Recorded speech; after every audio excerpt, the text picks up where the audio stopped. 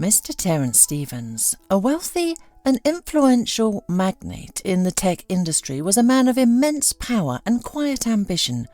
He had two sons, Marlon and Patrick, raised in the same sprawling estate, treated with equal affection, and given the same elite education. Yet, despite their identical beginnings, they blossomed into strikingly different men. Marlon, the elder, inherited his father's sharp business acumen, and by his early 30s he was already a renowned entrepreneur at the helm of a thriving software company. He moved with the confident stride of a man who knew precisely what he wanted. Patrick, however, was a different sort of soul, quiet, contemplative, and gentle. He yearned for a life far removed from the city's ceaseless hum.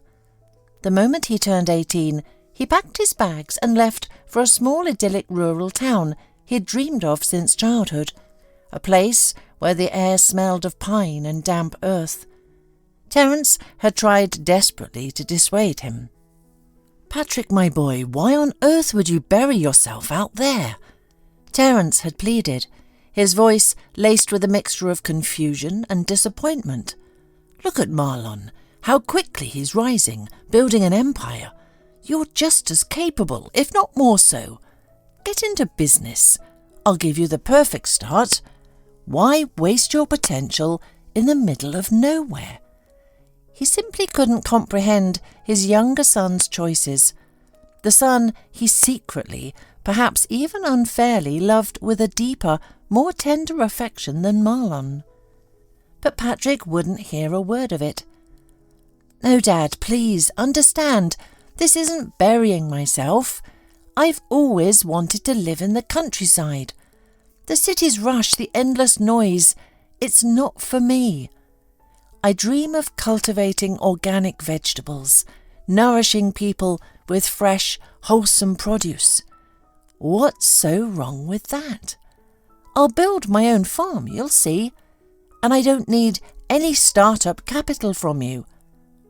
His quiet determination was as unyielding as an old oak tree. Realizing his youngest son could not be swayed from his chosen path, Arthur, a sigh escaping his lips, finally waved a resigned hand. He had enough of his own sprawling business concerns to manage. Realizing his youngest son could not be swayed from his chosen path, Terence, a sigh escaping his lips, finally waved a resigned hand. He had enough of his own sprawling business concerns to manage. From that day forward, their meetings became rare, fleeting moments across a vast emotional distance. As for the brothers, they drifted almost entirely apart. Marlon's life was a whirlwind of high-stakes deals, lavish parties, and dizzying wealth. Patrick's was one of quiet labour, the serene hum of the countryside, and soon the tender joys of a wife and child. It was no surprise, then, that years passed without the brothers seeing each other. There simply wasn't time, nor did it seem there was anything left to say. Their reunion, after half a decade of unspoken distance, was brought about by the most sombre of occasions, their father's funeral. Mr. Terrence Stevens had passed away suddenly, a heart attack robbing them of their patriarch. The brothers embraced awkwardly, murmured condolences for their shared loss, but still there was little to truly discuss. They hadn't gathered for conversation. The real discussion began after the reception. Once the formal condolences were done, Marlon, ever the direct one, wasted no time. "Well, Patrick, here we are, orphans now, and you know, Dad didn't leave a will." "Yes, I heard," Patrick replied, a slight frown creasing his brow. "I suppose he thought it wasn't necessary. After all, it's just the two of us." He looked around the hushed room, noting the absence of other close relatives. Their mother had passed years ago, and there were no other siblings. "That's true enough," Marlon conceded, pacing the opulent living room, his hands clasped behind his back. "But I think this might not be settled without a court battle. I'm quite sure Dad intended the lion's share to go to me." He paused, catching Patrick's surprised gaze. "Oh, don't look so shocked. Of course, I'll share with you. Some portions will be yours, but forgive me, it won't be a large one. You are the younger brother, after all. Maybe 10%? Or fine, 20. He conceded with a dismissive wave. "It's still an enormous sum, regardless. You don't need much, I gather, living out there." His tone, though still outwardly friendly, was starting to curdle. Patrick's brows knitted. "Interesting. What exactly do you mean by enormous, then? And how much would be left for you?" "What does it matter how much?" Marlon scoffed, his voice sharpening like a knife's edge. "You don't want the business, do you? And you said you didn't need any start-up capital, so what's the big deal? I followed in Dad's footsteps. You chose to wander off, live in the wilderness, commune with nature. Why would you need all that money?" Marlon's voice was now hard, edged with contempt. "Actually, this is Dad's inheritance, and I'm not asking you for anything. And I don't believe I owe you an explanation for what I need it for," Patrick retorted, his own quiet anger beginning to simmer. "I do need it. My child is ill and I have a family, and besides, by rights, everything should be divided equally. That's only fair." "Oh, please don't make me laugh," Marlon scoffed, waving away Patrick's words as if swatting a fly. "Fairness? I understand you have a child, but that's a child, and strictly speaking, not even our father's biological grandchild. And honestly, I think you'll have more than enough for your child's treatment anyway. You said you didn't need money, but if you insist on fighting for what you think is yours, out of principle, then I stand by what I said. We'll see each other in court." These words, delivered with a chilling finality, deeply wounded Patrick. He ended the unpleasant conversation swiftly, then left the reception entirely, citing his wife and child waiting for him back in the village. Some of those who had overheard the exchange were taken aback. One relative, a kindly old aunt, even approached Marlon. "Aren't you being too harsh on your own brother, Marlon?" "Oh, please, Aunt Martha, spare me," Marlon replied, his voice laced with irritation, his patience clearly at an end. "What more tenderness does he need? Didn't he himself abandon father, run off to that village against Dad's wishes, and flat out refuse to get involved in the family business? He chose his own path entirely, decided he wanted to drown the whole world in his honey. And what did it get him?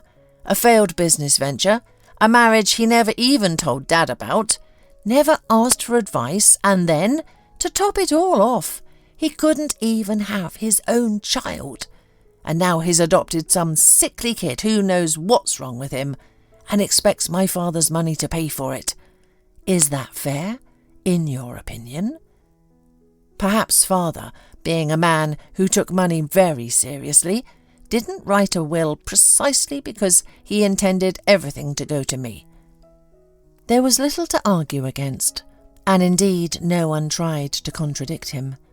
Patrick meanwhile drove home, the weight of his brother's cruel words pressing down on him, his mind consumed with what to do next. Would he truly have to sue his own brother? Patrick recoiled from the thought. The very idea of endless court appearances, the bitter legal wrangling, sent a shiver down his spine. Besides, he barely had a moment to spare. He and Gianna truly did have a sick child, Max, not their biological son, but a boy they'd adopted from the local children's home. Patrick loved Max with a fierceness that transcended blood, and he had even named him after his own father, a tender gesture of connection. The problem was Max wasn't entirely healthy. At first, doctors had dismissed their concerns, saying it was nothing serious, easily fixable. But recently they'd managed to get Max an appointment with a new, rather renowned paediatrician in the city. The news from that visit had been a devastating blow. The problem was far more serious than they had initially believed, requiring specialized and expensive treatment. This revelation had profoundly affected Gianna, and, as Patrick suspected with a growing knot of dread, it wasn't because she was worried for their son. He suspected she was simply disappointed, perhaps even regretting their choice to adopt Max from the orphanage.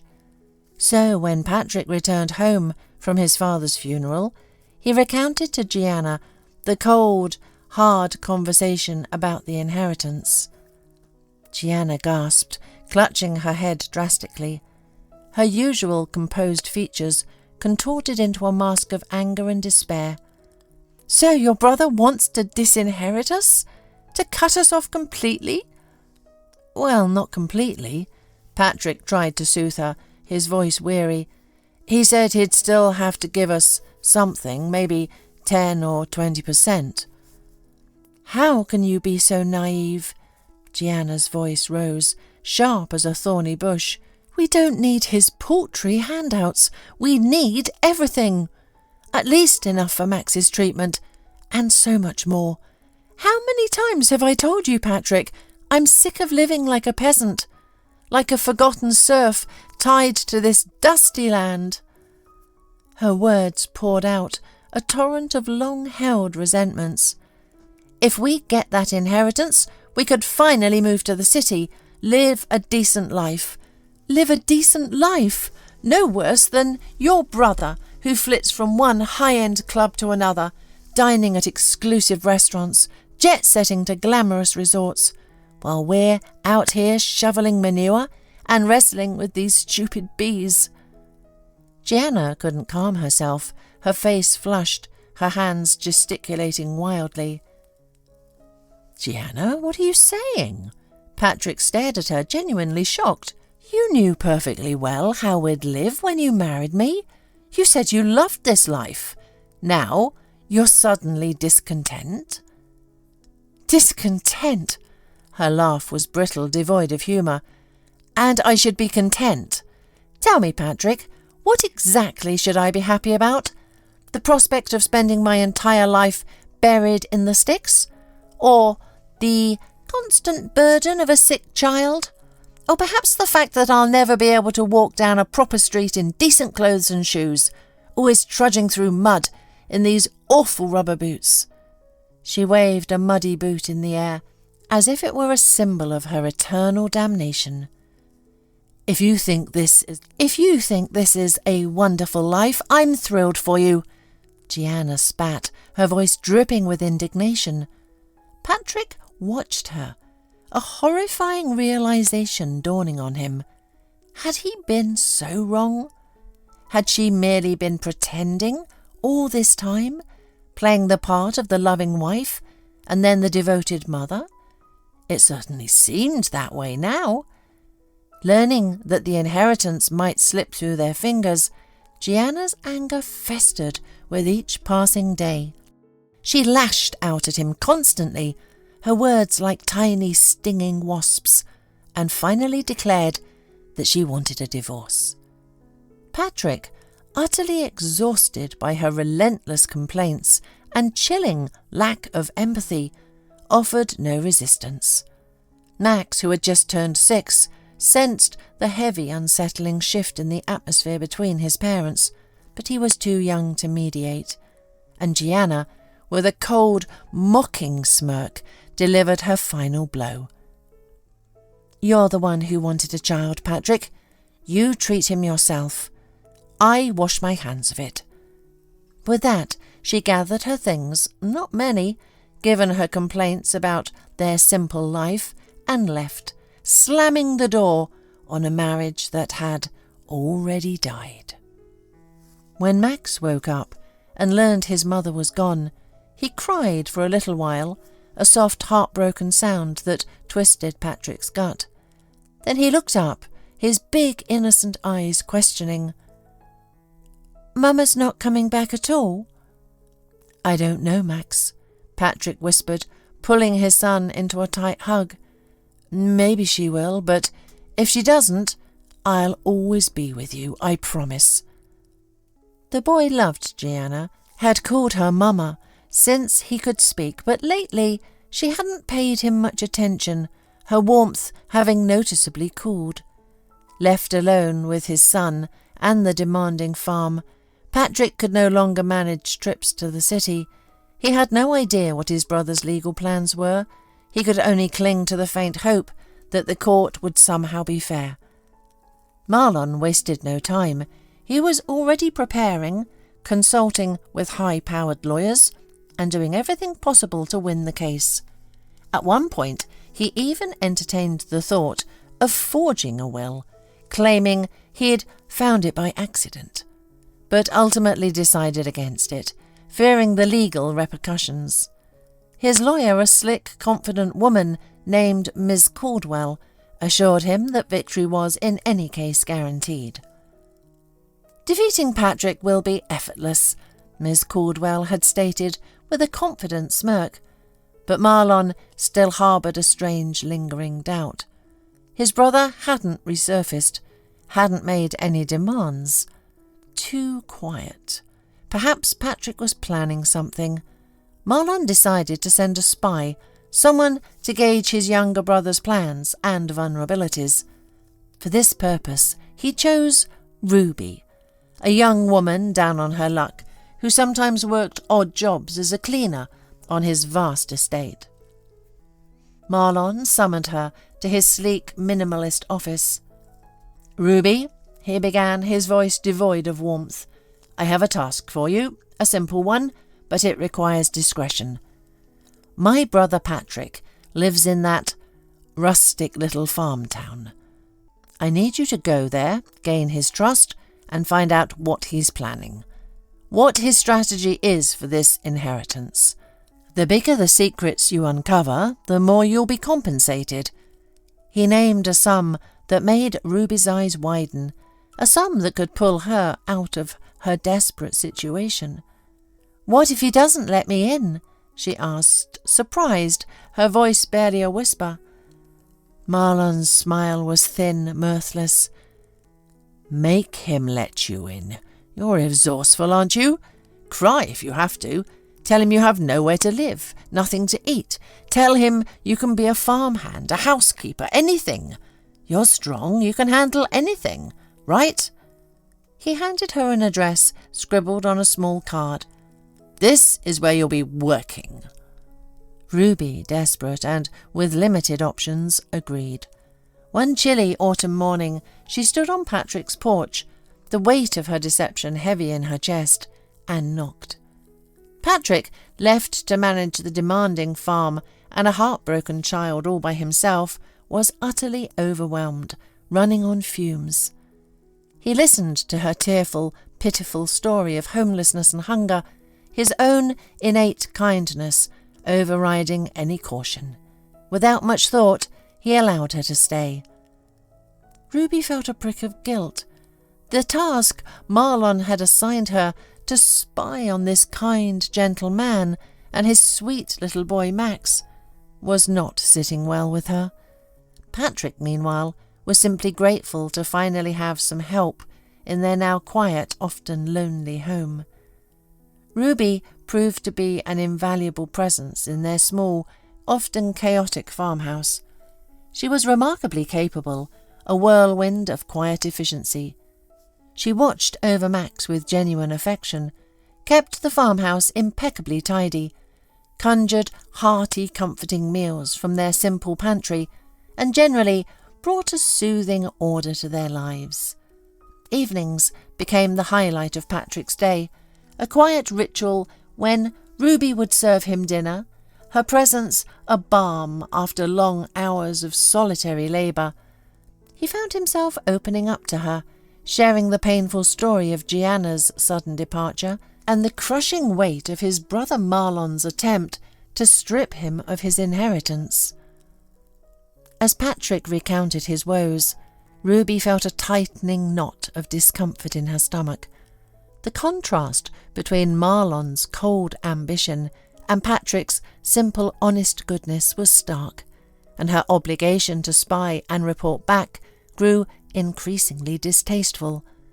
She was caught between a rock and a hard place, as the saying goes. But on the other hand, she had made a promise to Marlon, and in her world, a promise meant a job, a way to survive. Still, the guilt gnawed at her. She began finding excuses, small acts of rebellion. During her long conversations with Patrick, she would sometimes simply switch off the voice recorder on her phone, feigning technical glitches when Marlon called for updates. "My phone's been acting up, Mr. Stevens," she'd explain, a practised innocence in her voice. Patrick, of course, suspected nothing. He was far too honourable, too preoccupied to even conceive that his own brother would resort to such underhanded tactics. His primary concern, a heavy cloud that followed him everywhere, was Max's health. Patrick had begun to harbour deep doubts about the qualifications of the doctor who had initially seemed so trustworthy. Now, with each follow-up visit, the doctor found signs of new, ever more alarming ailments in Max, describing them with a chilling detachment, as if his sole purpose was to terrify Patrick, to plunge him deeper into despair. But the doctor achieved the opposite effect entirely.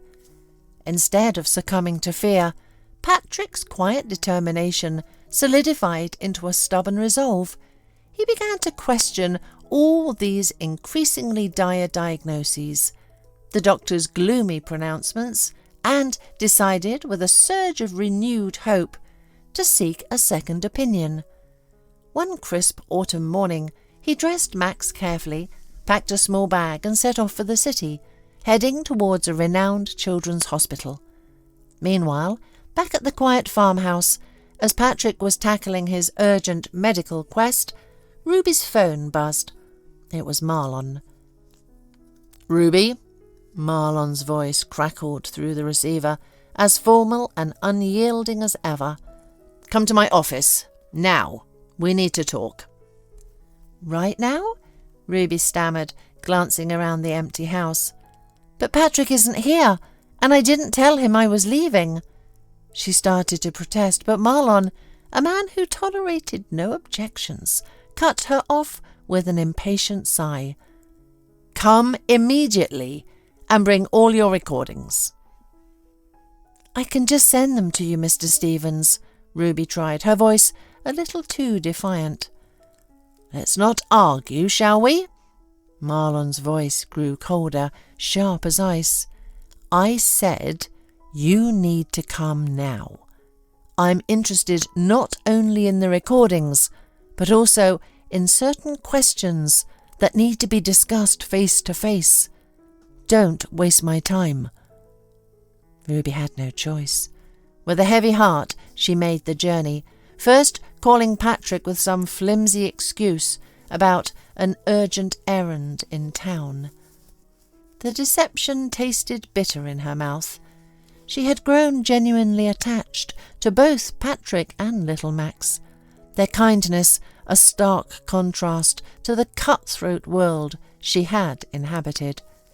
She couldn't even begin to imagine Patrick's face if he ever discovered that her presence in their home was not an accident, but a calculated betrayal.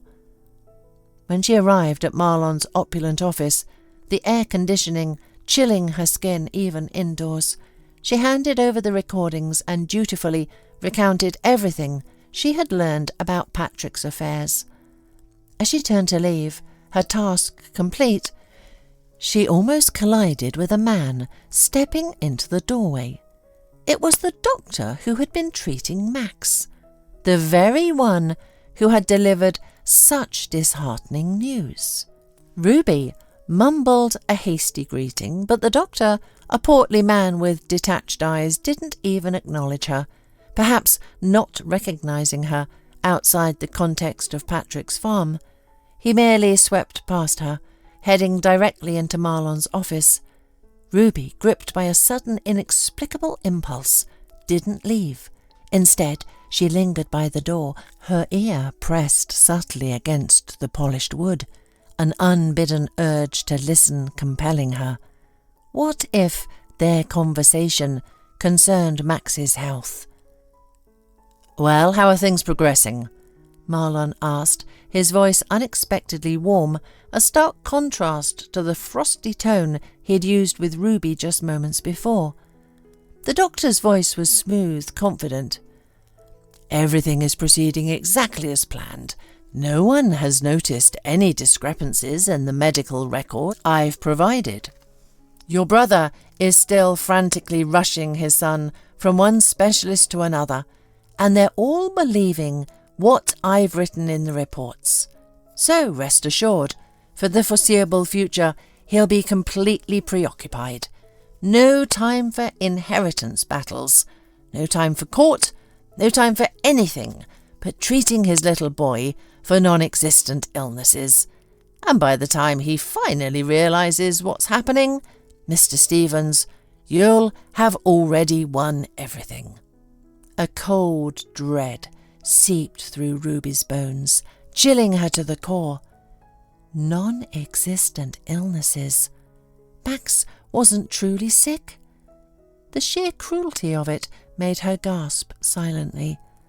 With a newfound burst of fury and righteous indignation, Ruby quietly slipped away from the door, a phantom in the hushed hallway.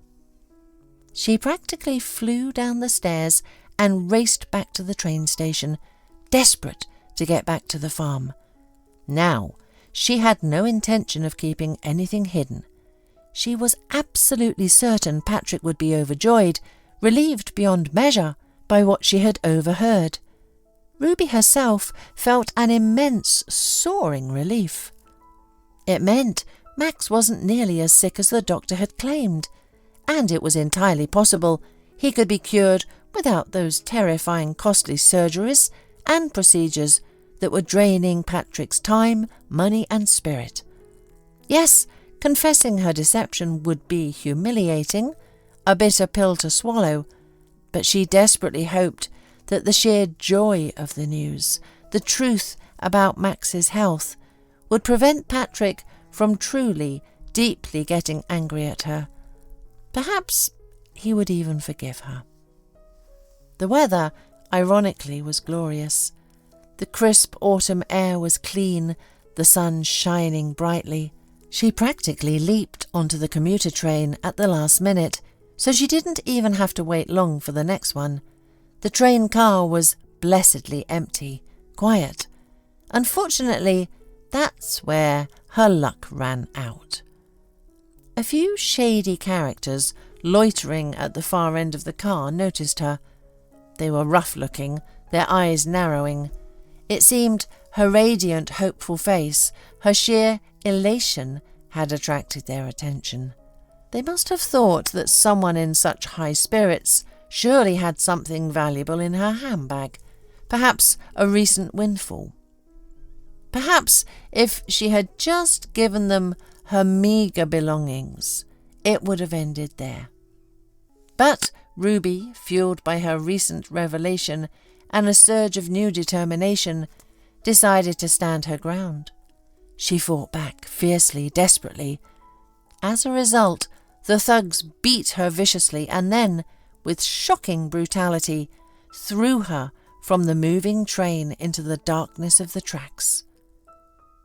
Meanwhile, back at the farmhouse, Patrick had returned home to an empty house. He found a hastily scrawled note from Ruby, explaining some urgent errands in the city and promising a swift return. At first he waited calmly, going about his chores, his heart a little lighter for the brief reprieve she offered. But when she didn't return by evening, a prickle of worry began to nag at him, and when the night passed with no sign of her, he came to a painful, familiar conclusion. She had left him too, just like Gianna. Yes, this was to be expected, he thought sadly, staring out at the moonlit fields, a profound loneliness settling over him. She's a young woman, pretty, full of life. Why would she want to sit around here in the middle of nowhere with a simpleton like me, a man who couldn't even bring himself to say a kind word to her, let alone with a sick child? She probably went to find her own happiness, and God bless her for it. He sighed, a heavy, mournful sound, the words a silent poem in his mind. Ah, Ruby, my wild rose. Only now, in the chilling silence of her absence, did Patrick fully grasp how deeply Ruby had burrowed into his heart. He spent several days in a fog of longing, convinced he had lost her forever, when a hesitant knock echoed through the quiet farmhouse. Patrick's heart leaped. He practically stumbled to the door, a desperate hope blooming in his chest that she had against all odds returned. But standing on the threshold was a kind, unfamiliar older man. "Good morning," the man said, his voice gruff but gentle. "My name is Nicholas. I'm a park ranger. Are you Patrick?"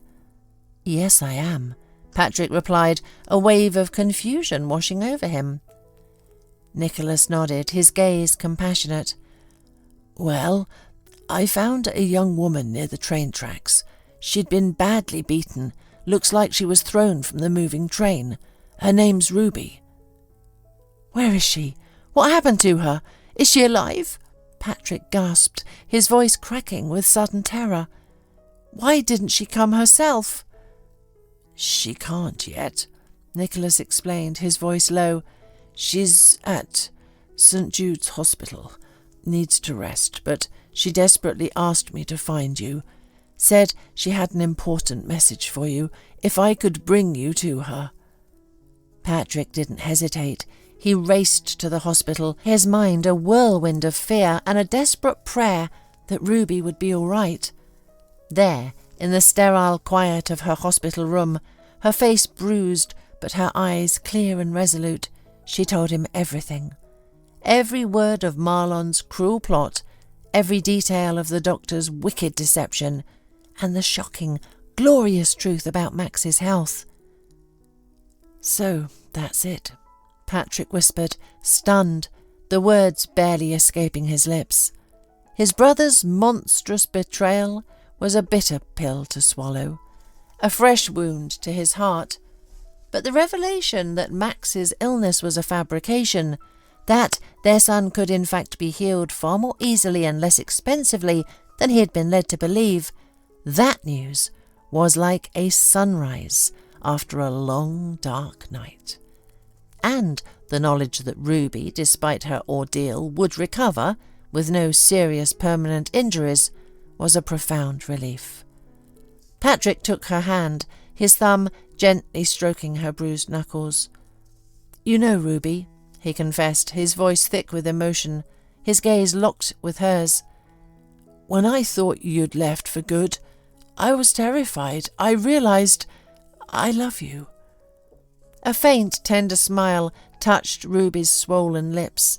She reached up, her fingers lightly caressing his cheek. "And what do you think I feel, Patrick?" she whispered back, her eyes shining with unshed tears. But for Patrick, the immediate priority wasn't just his personal happiness. It was the looming court battle with his brother. Now, however, he would walk into that courtroom prepared, armed with the devastating truth of Marlon's deceit. And so it happened. The truth, ugly and undeniable, came out. The judge, hearing Ruby's tearful testimony and seeing the corroborating evidence, had no choice. In the end, the inheritance was legally divided equally between both sons, a ruling based on pure justice. Marlon was furious, his face a mask of bitter resentment, but there was no arguing with the law. He had pressing matters of his own to contend with. While Marlon had been consumed with his schemes to swindle his brother, his own thriving tech empire had begun to crumble, neglected as he pursued his petty vendetta. He had failed to monitor his company's operations, ignored warnings, and now the vast majority of his inherited money, which he had so desperately coveted, was swallowed up by the urgent need to rectify the company's precarious financial position, a desperate attempt to stave off ruin. Patrick, on the other hand, fully immersed himself in Max's treatment. True to Ruby's overheard conversation, the path to recovery proved to be far simpler and significantly less costly than the conniving doctor had claimed. Max's bright spirit returned, and his laughter once again filled the farmhouse. Patrick hadn't forgotten the heartfelt confession he'd made to Ruby in her hospital room. Soon after her recovery, they married in a small, joyful ceremony in their garden, surrounded by their closest friends and neighbours. Together they ran the farm, their hands intertwined not just in work, but in shared purpose and deep affection, raising Max in a home brimming with love and honesty. Then, one sun-drenched afternoon, completely unexpectedly, Gianna appeared on their doorstep. She had not found the happiness she had so desperately sought in the city, her superficial dreams turning to dust. Now, clinging to a desperate hope, she had returned, convinced that her husband and child would welcome her back with open arms, overjoyed at her return. But Patrick didn't even allow her inside. "I'm sorry, Gianna," he said, his voice calm but unyielding, a quiet strength in his eyes. "But we don't need you any more. We have a different life now." "What do you mean, we?" Gianna scoffed, her eyes narrowing, her old acrimony resurfacing. "You only speak for yourself. Ask your son." She spotted Max emerging from the living room, drawn by the sound of voices, and rushed towards him, her arms outstretched. "Darling, don't you recognize me? It's Mama." "No, my Mama is right here," Max replied, his small voice clear and firm, pointing directly at Ruby. He then turned his back on the woman who had abandoned him, retreating into the farmhouse. Gianna stood there, stunned, the realization dawning that she had truly lost everything. In the end, she had no choice but to leave, empty-handed, disappearing back into the lonely city life she had created for herself. This sad story, though, yielded a far warmer, more heartfelt reunion for the brothers. A few months later, a humbled Marlon, his once proud business now barely a shadow of its former glory, arrived at Patrick's farm. He had come to visit his younger brother, to congratulate him on finding such profound family happiness, and to ask for forgiveness. "I understand, Patrick," he said, his voice surprisingly soft, a vulnerability in his eyes Patrick had never seen. "I know I wronged you deeply, and little Max too, but I couldn't not come. You're all I have left, my closest family." Patrick understood. He felt it too. Despite everything, they were still brothers, still connected by blood and a shared history, the closest people they had left in the world. He simply nodded, a quiet forgiveness in his eyes.